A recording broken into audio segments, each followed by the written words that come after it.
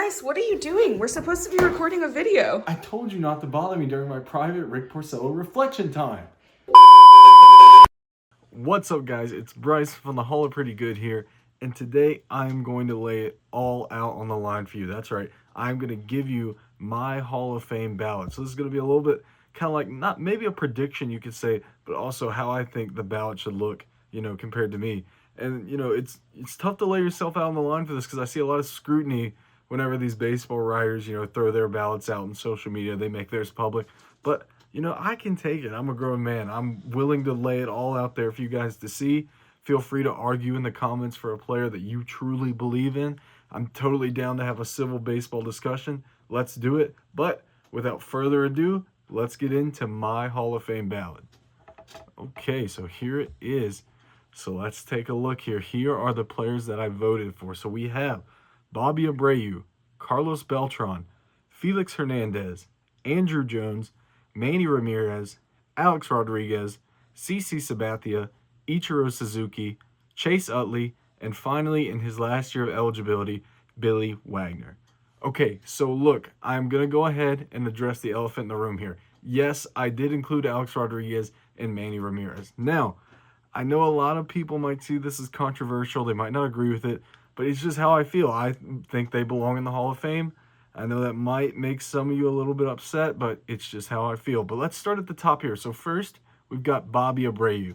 Now, Bobby Abreu, I think, is quite underrated, and I think he flies under the radar. But let's take a look at his numbers here, because I think you might be surprised with just how good they are. Okay, so we take a look here at the front of his baseball reference page.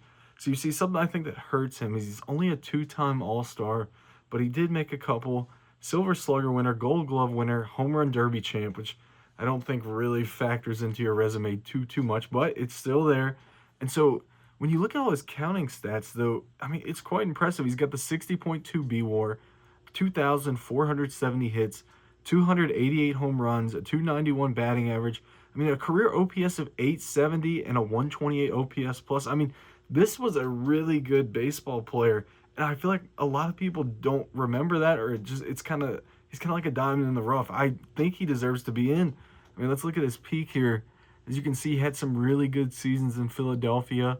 He started to decline a bit when he went to the Yankees, but he still helped pad his resume. Now, I do see where somebody could say, he's kind of a compiler. He kind of compiled stats over the long term, and I do kind of see your opinion on that.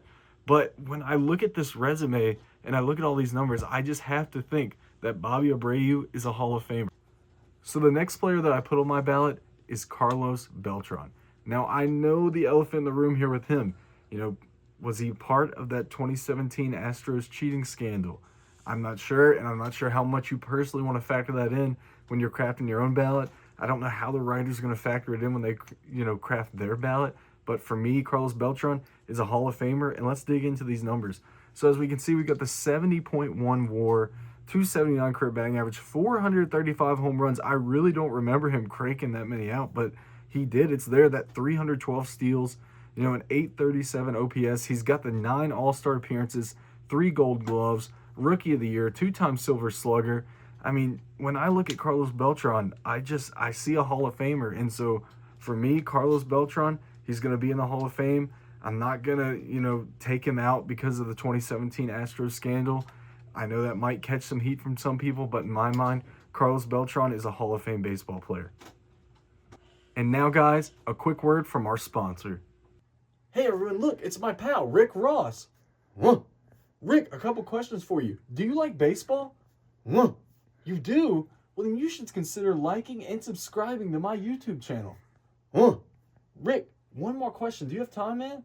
I gotta know, what exactly did you mean when you said put a Molly all in her champagne, she ain't even know it? I took her home and I enjoyed that. She ain't even know it. Okay, so next up, third on my ballot, this might be the most controversial pick for some people. I know I have KRod on there. I know I have Manny on there. But for some people, it might be controversial. But that's right. I went with the king, Felix Hernandez. Now, so when you look at Felix Hernandez's numbers here, the WAR's not where you normally see it for pitchers. Wins aren't really that meaningful in these days, but he only has 169. But for me, I look at when he was on the mound, did it feel like Felix Hernandez was a Hall of Famer to you? And when I get asked that question, I can't help but to say yes. I mean, his prime was so dominant. 6 All-Star games, a Cy Young, 2-time ERA title. Let's look at his numbers here. I mean, you start, let's say when he's a rookie at 05, he's already producing, and you go all the way until 2015 when he's still producing at a high level. Even his 2016 wasn't that bad. I know those last 3 seasons are very ugly, and it probably hurt him more than it helped him, but this prime is just so dominant for me. When I look at Felix Hernandez, I really think he's a Hall of Famer, and so I'm not sure if he's ever going to get the votes to get in, but in my opinion, Felix Hernandez is a Hall of Famer. He's somebody I definitely want to see stick to the ballot for this season. I don't want him to be a one and done, so I would vote for him. Let me know what you think in the comments below. Next up, we got a guy who might very well be the best defensive center fielder of all time. That's right, I voted for Andrew Jones. So let's look at Andrew Jones's numbers. We've got the 62.7 WAR. He doesn't have 2,000 hits, 1933. I know some people look at that. That's kind of like a point that people have to pass, a threshold, if you will, to get into the Hall of Fame. For me, I don't necessarily feel that way. 434 homers, an 823 career OPS, 111 OPS plus, 10 Gold Gloves, 5-time All-Star, and a Silver Slugger. Now, look, I do know what a lot of people say when they discuss Andrew Jones and they're against him getting in. Look, it's the fact that by the time he was 31, he leaves Atlanta. I mean, he's done. He really just does not produce that much. 2010 in Chicago was okay, but it's nowhere near to what he was doing in his 20s. And so he fell off a cliff quickly. If he could have just stayed elite or even at an above average level for longer, he'd be a slam dunk. But he's having a little bit of trouble getting in here. But in my opinion, the peak is long enough and it was good enough for him to be in the Hall of Fame. So for me, Andrew Jones is going to get my vote. I think Andrew Jones is a guy that deserves to be in. I don't know if he's going to get there, but I mean, that prime is spectacular and his defense, amazing. So in my opinion, Andrew Jones is a Hall of Famer. Okay, so here it is. That's right. I put Manny Ramirez on my Hall of Fame ballot. My personal opinion, I'm fine with steroid people being in. I know it's going to ruffle some feathers. Luckily, I'm not too big on here, so I don't think I'll catch too much flack. But it's just my opinion. Feel free to disagree with it. But let's look at his numbers anyway. Now, I know some of you may think these numbers are tainted because of the steroid use. I totally get that. I understand. But let's just look at them. 69.3 WAR, 312 batting average, 555 home runs, a career 996 OPS, a 154 OPS plus. I mean, guys, Manny Ramirez might be one of the greatest right-handed hitters of all time. He's got 12 All-Star appearances, 9-time Silver Slugger, 2-time champion with the Red Sox, a World Series MVP, and a batting title. I mean, he was so good for so long. He's still putting up decent numbers even in 09 at 37 years old. Like I said, I know to some of you these numbers are going to be tainted, but in my opinion, he gets in. And so, yes, that's right. I put Manny Ramirez on my Hall of Fame ballot. Argue with me about it as long as you want, as hard as you want. It's just how I feel. So let's move on. So now we had Manny Ramirez, and now we are going to go to Alex Rodriguez. Pretty much same situation here. KRod, the numbers are there. Nobody's questioning it. It's just how do you view the steroid era guys? What are your feelings towards them? To me, he gets in 696 home runs, 295 batting average, 14-time All-Star, 3-time MVP. I mean, these numbers, especially what he put up with Texas in his first few years in New York, I mean, insane. This type of player who puts up this type of numbers, the type of guy who comes around maybe every once in a generation, as corny as that sounds, it's just the truth. And so, in my opinion, KRod, I know he's a steroid guy, but he's getting in on my Hall of Fame ballot. So next up, we have a guy that I think a lot of people agree with and that he should be in the Hall of Fame. His name, CC Sabathia. Let's take a look at his numbers. So you see the 251 wins. I know a lot of people these days don't have a lot of stock in wins for starting pitchers, but it's still an impressive number nonetheless. 6-time All-Star. He won the Cy Young, ALCS MVP, 2009 World Series champion. He's got the 3,093 strikeouts. Over 3,000 strikeouts. That's a great threshold to be in. We look at his career numbers. I mean, wow. Almost that half season in Milwaukee alone should be enough to get him in. But seriously, he had the whole career from start to finish. The prime was long enough. He was exceptional. In my mind, there's no doubt. CC Sabathia, he's a Hall of Famer, and I wouldn't be shocked if he gets in on the first ballot this year. Up next, we have one of the greatest hitters of all time, and I think the only real question is if he's going to be unanimous, and that is Ichiro Suzuki. And so let's take a look at his numbers real quick. So the 60 WAR right on the dot, 311 batting average, 3,089 hits, 10-time All-Star, MVP, Rookie of the Year, 10-time Gold Glover, 3-time Silver Slugger, 2-time batting title. Like I said, the only question is if he has a shot at being unanimous. I'm going to go out and say no, he's probably not going to be unanimous.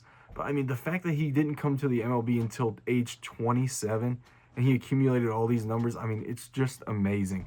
So Ichiro, he's about the closest thing to a slam dunk that you can come to. Ichiro is without a doubt a Hall of Famer. Up next on my ballot, I voted for Chase Utley. I know he's not exactly well liked all the time because of that Ruben Tejada play, but the Silver Fox, in my opinion, he's going to get in. I would include him on my ballot this year. Let's take a look at his numbers. So, I mean, he doesn't have the 2,000 hits. Some of the counting stats aren't there, but his prime was so good. We see the 259 home runs, 823 career OPS, a 117 OPS plus, 1,885 hits. Some people might be a little hesitant to put him down on the ballot because, like I said, he doesn't have the counting numbers. But we look at his prime. I mean, from 05, age 26, all the way to about 2010, his age 31 season. I mean, he was exceptional. And then he finished it off his career, obviously he declined like anybody else with age, but he still stayed relevant long enough to pad his numbers. And so, without a doubt, I think Chase Utley is a Hall of Famer, and I do eventually expect to see him in. I don't think it's going to be this year, but I do see him getting in. I would vote for him as well. Moving on. So, this is Billy Wagner's last year at eligibility, and I think it would be a travesty if he is not inducted into the Hall of Fame. Let's take a look at his numbers. Now, he was a reliever, he was a closer, so the WAR's not going to be there. If you care about wins, it's not going to be there. But let's look at those 422 saves. And that whip, he's got a career whip under 1. That's 0.998. So impressive. 7-time All-Star. Got the Rolaids Relief Award under his belt as well. I mean, this guy was dominant for so long. I mean, let's take a look at that 2010 season, his last season in the MLB. He's 38 years old. Throws 69 in the third inning of 1.43 ERA baseball. Hangs it up. Made the All-Star team. I mean, he was dominant for so long. His only real misstep was in the year 2000. He put up a 6.18 in 27 2/3 innings. But, I mean, that's his only real kind of ding on his resume there. I mean, he was dominant his whole career. So, Billy Wagner's got to get in. And so, without a doubt, please, baseball writers, put Billy Wagner in. He deserves it. Let's see Billy Wagner get into the Hall of Fame this year. Okay, guys, so that was my completed 10-man ballot. Now, I'm sure there's plenty of questions, comments. Please feel free to comment on there below on this video. Like it, subscribe it. There's going to be a ton more baseball content a couple times a week coming out of this YouTube channel. But now, I just want to end things with a few talking points here. So, I see a lot of people online. They're saying, okay, if you want Billy Wagner in, you've got to include Francisco Rodriguez. You've got to put KRod in. But I compare their numbers side by side. And look, I love KRod. I love Francisco Rodriguez. He was dominant. But he is nowhere near Billy Wagner. They do not need to go hand in hand. I mean, KRod pitched more games, but literally the only thing he has more of is saves, and that's only by 15. I mean, Wagner's got a better WAR, better ERA plus, better strikeout percentage, more strikeouts, more All-Star appearances. I mean, I just don't see how there's any argument here. Billy Wagner, he's in. KRod, I think he just misses. I mean, if it took Billy Wagner 10 years to make it in, and we don't even know if he's going to make it in at the time of this recording, and KRod's just a lesser version of him, there's no way KRod gets in with 10 years. He's an interesting case, but in my opinion, he's not a Hall of Famer, and that's just how I feel on that. And so now we're going to break down the case of Dustin Pedroia, because I see a lot of love for him online, and I'm a big Red Sox fan, lifelong Red Sox fan myself, but I don't think he quite makes the cut. And so let's just compare him to Chase Utley real quick. So as we can see here on the side-by-side, Pedroia, he's got Utley barely beat in the on-base percentage department and beat pretty handily in the batting average department, but still Utley has a higher OPS and a higher OPS plus. He obviously has more games. He stayed healthy longer than Pedroia, so that could be why his counting numbers are up.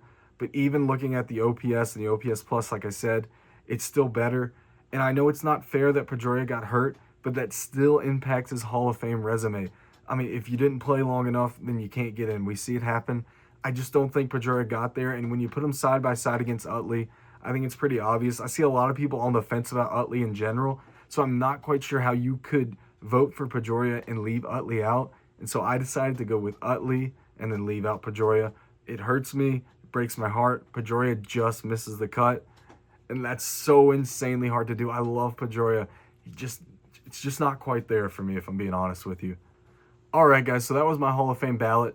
And I know it can be a little bit of a divisive subject. You know, it can be controversial who people pick. Just wanted to throw mine out there, see what you guys think. You know, comment your thoughts. You know, if you like this type of content, like the video, subscribe. I'm going to be posting on here regularly. If you like my Instagram content, you're going to like what I do here, I promise. Thank you guys for tuning in. I appreciate each and every one of you. And always, don't forget, guys, Rick Porcello did deserve that 2016 Cy Young. Don't forget it. Screw Justin Verlander. Screw Zach Britton. Rick Porcello's where it's at. Thank you, guys.